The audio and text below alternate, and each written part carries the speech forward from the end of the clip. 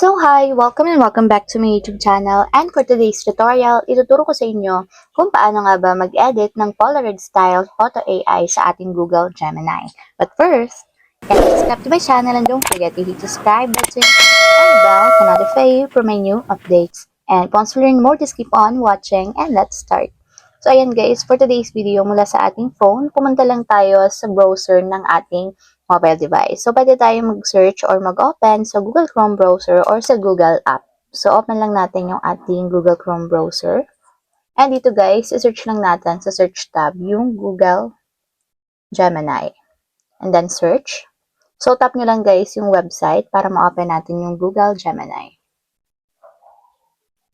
So, ayan guys, pagka-open ng Google Gemini or ng site, ang first step natin is mag-a-add lang tayo ng photo. So, tap nyo lang yung add button na nandito sa my write a message. And then, upload files.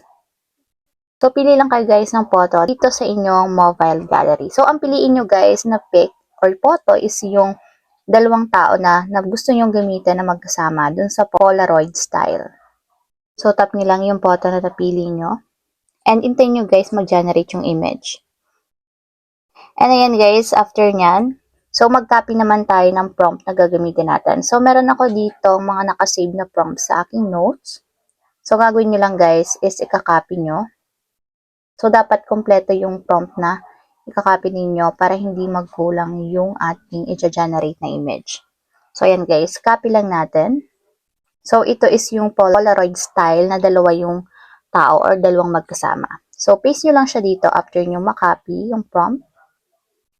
And then, after yun guys, tap nyo lang yung send button. And wait nyo lang siya mag-generate. So, minsan guys, mabilis or matagal yung pag-generate nito. So, depende lang sa inyong data connection. So, ayan guys, after nyan, i-scroll up nyo lang. And ayan yung lumabas dito sa aking Polaroid style na image. So, dalawang tao yan. Since nga in-upload kong pic is two person ng mother and daughter.